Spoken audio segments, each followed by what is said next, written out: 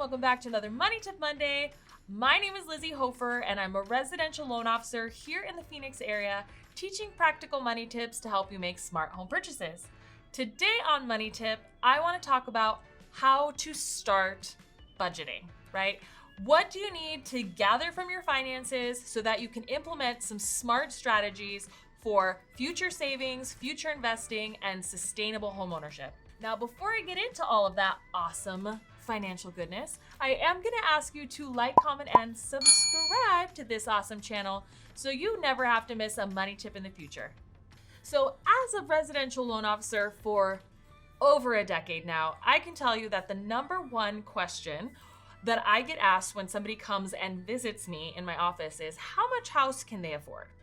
And what's interesting there is that I can tell that they probably haven't visited their budget, right? And they're coming in expecting and hoping that I will educate them and lead them to a pathway where they'll feel successful. Now, oftentimes people are curious about what their max qualifications are, and other times people are very fearful of spending more than what they're paying now in rent. And so the reason that I actually started Smart Steps was to give people a roadmap for how to be successful. Now, one thing that I wasn't anticipating was that people didn't even really know where to start when it came to budgeting. And so today's video is really just to break down where you would start, how frequently you're going to do it, and helpful tactics to help you figure out ways to maximize your cash flow. So let me first clarify what a budget is, because sometimes people think it's just a list of all of your bills. But a budget is really the amount that you're going to be spending per month, right? So this is actually a guide and limitation to what you should be spending, okay? If you don't use the budget that way, it really doesn't serve its purpose. Its purpose is to track expenses, to motivate you to do things like save, invest, increase your cash flow. So when you get started on this, the very first thing that you need to do is get a baseline for your expenditures and your actual spending. And what I would recommend is pulling out the last 90 days worth of spending on credit cards, on checking accounts. If you're married, you're going to want to do this to both your spouse's credit cards and checking accounts. If you don't have one that's joint for the family, everybody's banking situation is a little bit different. I know my husband and I have 2 personal accounts and a joint account. Again, we are going to be needing 90 days worth of activity on all 3 of those accounts. If you have difficulty talking to your spouse or your domestic partner about finances, my husband and I did record a really great video that I'm going to be linking in the comments below. So once you've gathered about 90 days worth of history, you're going to want to look at 4 different categories, right? The first is survival, and that's everything housing, that's everything food, fuel, insurance. You're going to look at all of the minimum payments that you have to make. And you're going to include things like child support, right? So anything that you need to survive.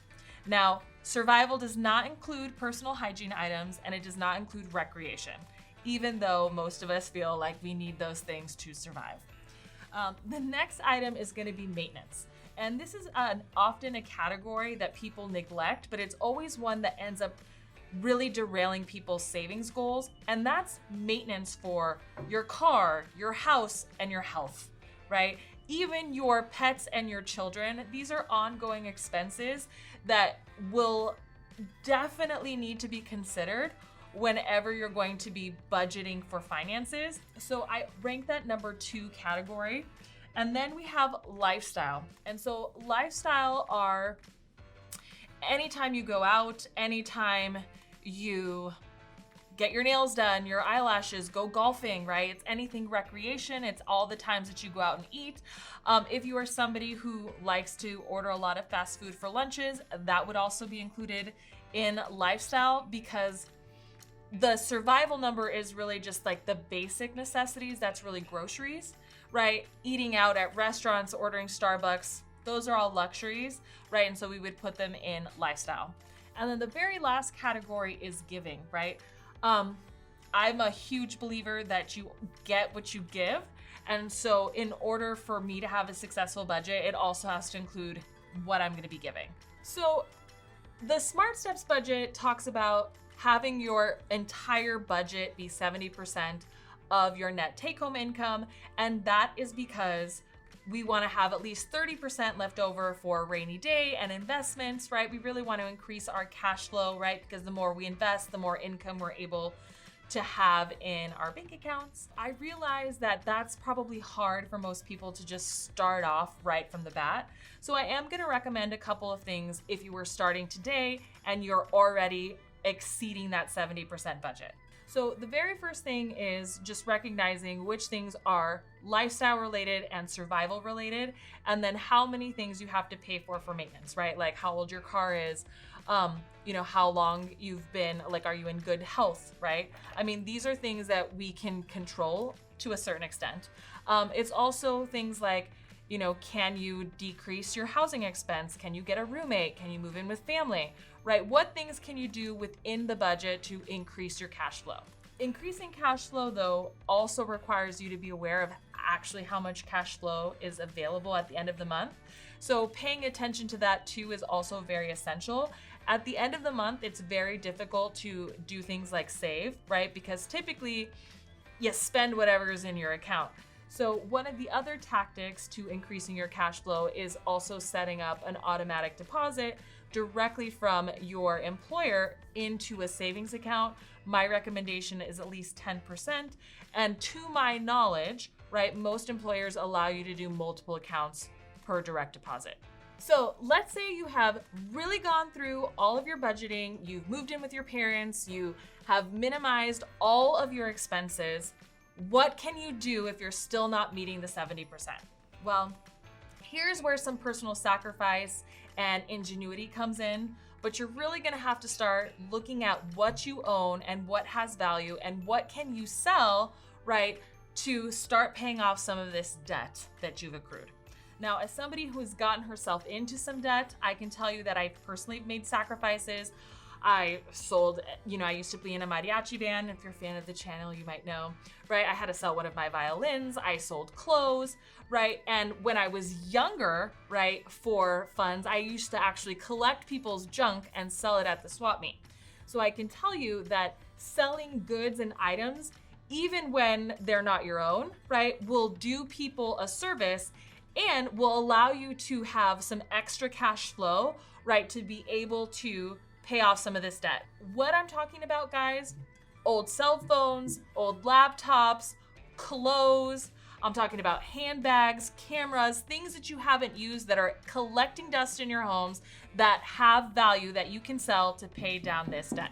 So let's say now you're still not meeting the 70%. You've really managed your budget. We've sold off whatever we can sell off, right? Well, we have to start talking about actual increasing income, and there's multiple ways of doing this, and they're gonna challenge your money mindset beliefs. The first thing is knowing the difference between being a valuable asset to your company and a liability. And the difference there is liabilities, right, can do a really great job, but they just do what they're told, right? They come in, they clock in, the 9 to 5, and they do a good job, right? I'm not saying they do a bad job. I'm saying they do a good job.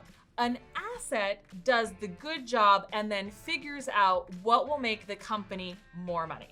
Okay, so I'm gonna give you another personal anecdote.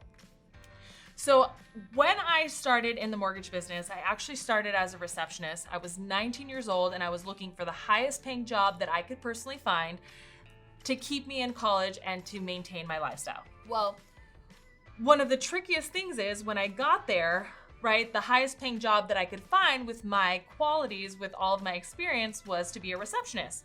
There's nothing wrong with being a receptionist, but it wasn't the kind of money that I was hoping to make, right, for the long haul. So I looked and saw that that company made most of its income on leads. And I saw that the loan officers would call these leads for a certain period of time before they would consider them dead. And then part of my tasks as a receptionist would be to go ahead and shred the dead leads. Well, after a couple of weeks or so, right, I realized that there was value in these leads. And so what I offered to my bosses was I offered to call these leads for 2 hours in the evening at my own expense. But if I was able to book an appointment, I would ask that they paid me $50 when that loan closed. So essentially, I was earning 5 hours worth of work with one booked appointment. Okay, so 2 hours for 5 hours made perfect mathematical sense, and I gave myself a goal of booking 2 appointments every night. Well, fast forward, right? I didn't end up being the receptionist for very long because I got really good at booking appointments. I would listen to the scripts every day. I would practice them in the morning. And I was able to turn that receptionist job into a dialing job. And then I ended up turning that job into a manager of other dialers who would book appointments and I would earn commissions off them. Now, my point is, right, I figured out where I could really add value. And then I negotiated a work for commission compensation. Now, the reason that is so important is because many employers, especially now in what's happening with COVID, do not have the money, right, to be able to give you a raise, add a bonus, right? But they will pay you commission. What's great about commission is that you typically make more if you're successful than if they paid you a salary and increased your hourly rate. So it takes off the financial pressure from your employer to keep paying you an increased hourly. But if you're able to increase revenue for them, right, not only are you securing your job, right, but you're allowing yourself the ability to make more income when that deal closes. It's an awesome way to get ahead. It does require some additional sacrifice. Like I said, I had to be willing to sacrifice 2 hours of my time for the hopes of booking 2 appointments that would later close, right? So again, not quick money, definitely short term, or definitely a long-term plan. However, if you look at fast forward, right, I don't know, 17 years later, I have built an incredible business teaching other people how to sell mortgage products, real estate products online. So I'm just saying that if you figure out how to be an asset, you'll be an asset in whatever you decide to do, and it will for sure make you more money. Now, the other way of increasing your income is to do additional earned income work, right? So again, this is going to be your babysitting, your grocery shopping. It's going to be whatever special talents you have, if it's translating, if it's graphic design, if it's website design, honestly, if it's teaching people musical instrument lessons, whatever your talents are, you can sell those services again in your additional time. I know that Uber isn't a thing right now, but again, when that becomes available, Uber and Lyft are great ways. DoorDash, Uber Eats, delivery services, these are still things that are definitely employing. I've had lots of clients take second jobs, lots of them stocking grocery stores. There is no shame in doing honest work. And if you need to increase your cash flow, this is one of the best ways to do it. I personally know, again, from experience, I saw my mom work 2 jobs, one at our local Water Mart, to increase the cash flow in our house so that we could maintain a roof over our heads. So all of this stuff is so super important. And again, it's how we start the process for figuring out how to get to that 70%. I know none of these things are difficult concepts to understand. They definitely take some time, they definitely take some sacrifice, and they definitely are going to get you out of your comfort zone. But if you are committed, right, if you are committed to living a lifestyle that is off of 70%, I promise you, over time, you will be so grateful. One of the most positive things that I learned about money and budgeting was that if invested properly, somewhere between 4 and 6%, money doubles every 10 years, right? Every 10 years. So let me give you some basic math on that. And yes, I need a calculator. So let's say you save $1,000 for 10 years, that's $120,000, right? If that money doubled, right, we're talking about $240,000, right? But let's say it doubles again, right? Like, this is so nuts. You could potentially have anywhere between $240,000 to $480,000, right? Like, you definitely didn't save that much, right? And it's so powerful, right? Again, like I said, in prior videos, right? Saving $11 a day, right? Maximizing that cash flow by $11 a day is $4,000 a year, right? $11 a day doesn't sound like much. $1,000 a month to some people doesn't sound like much, right?